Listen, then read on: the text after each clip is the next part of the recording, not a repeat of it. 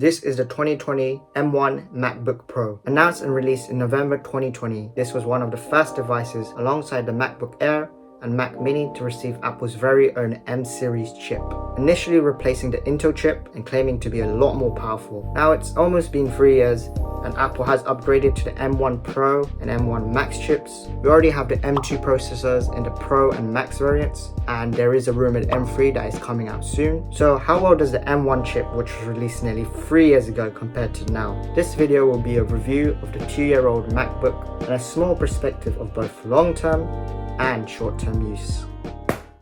I've just been using it as a daily driver just for the past 3 days, and this is just my short-term review. However, as this is originally my sister's and she is not a tech person, I have asked her about her experience and she has used it around since the release. So overall in this video there will be both long-term and short-term. Moving on to the MacBook itself, this here is the silver model.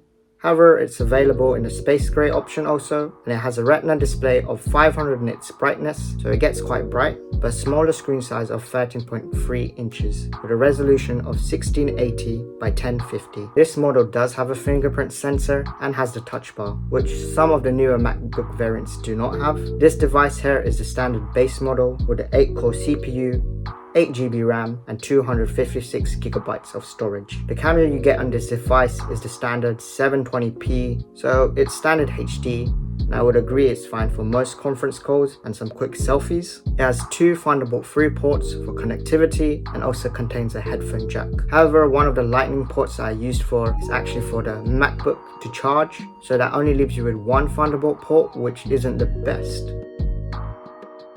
I do enjoy typing on the Magic Keyboard and find it actually very satisfying and nice to type on. The trackpad is very smooth and feels very fluid. I'm not a big fan of the Mac OS and do prefer Windows systems, but just love the feel and experience of using Apple products. It's very premium and just feels worth the money you spend on the devices. Alright, now moving on to my actual experience. As a daily driver, I have been testing it for 3 days now. Yes, I have downgraded from my M2 Mac Mini to this MacBook device, but to call it a downgrade would somewhat be false. Here's the good and the bad. Although a whole generation difference between the M2 chips, I'd say that the performance difference truly isn't that significant. The M1 series truly is an excellent processor and it keeps up with the M2 chips in most tasks. Opening apps and running tasks feels very fluid and fast. Apple definitely has done very well to make their M series chips quite future-proof, and it is quite up to date with the current M2 chips, as the most common uses of laptops is known to be for browsing, education, business work. Most modern day laptops can handle any of these tasks. However, what if you're in the creative field? Luckily, most Apple devices, even older devices, are well developed for creative media.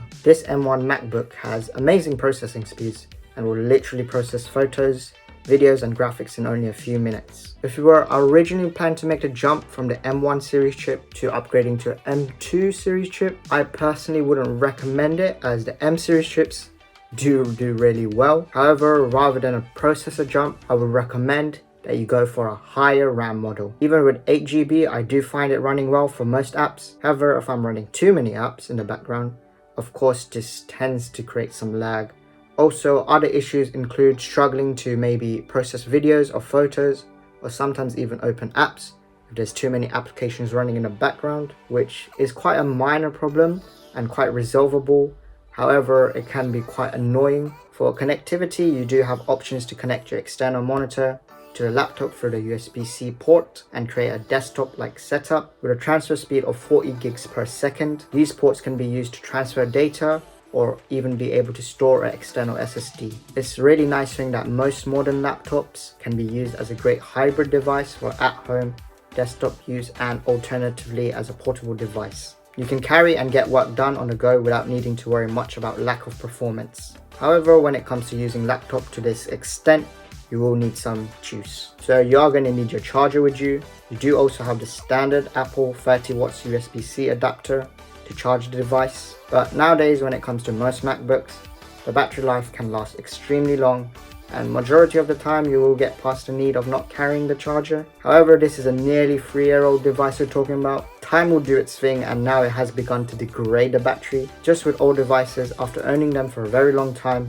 This is expected and you will notice the difference in power from the beginning of purchase and sometime later. This is just a weakness of old lithium batteries and they just go through this. You will end up eventually needing to replace the battery or even buy a new laptop. For features of this MacBook Pro, as previously mentioned, my favorite feature is the touch bar. Using this to switch between tabs and also being nicely adapted for different applications, and it is also used to control the laptop and a few settings. I personally find the touch bar as a cool feature and find myself using it quite a lot. But from time to time I do notice that it becomes unresponsive.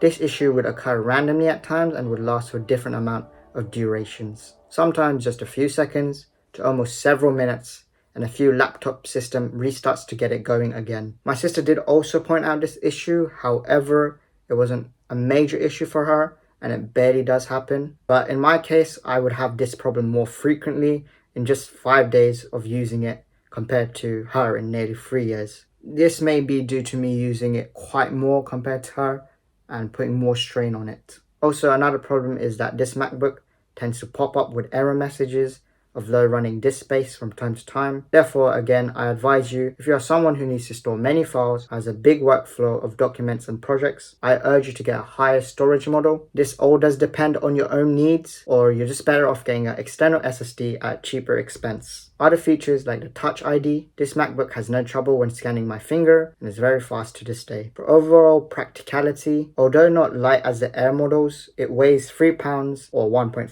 kg, which isn't far off the 2.8 pound weight of the Air model. My sister has been using a laptop cover to keep it from getting damaged, but as time has passed, it still does have a few scuffs around it, which you have probably noticed in a few shots. I really did enjoy using this MacBook over my own Windows laptop. It just feels a lot more premium, but this may be due to a huge gap in price as my main Windows laptop is on the lower end compared to this MacBook. And that concludes my review of the M1 MacBook Pro 2020. If you have any other questions, feel free to leave it down below. That's all, and I'll see you in the next one.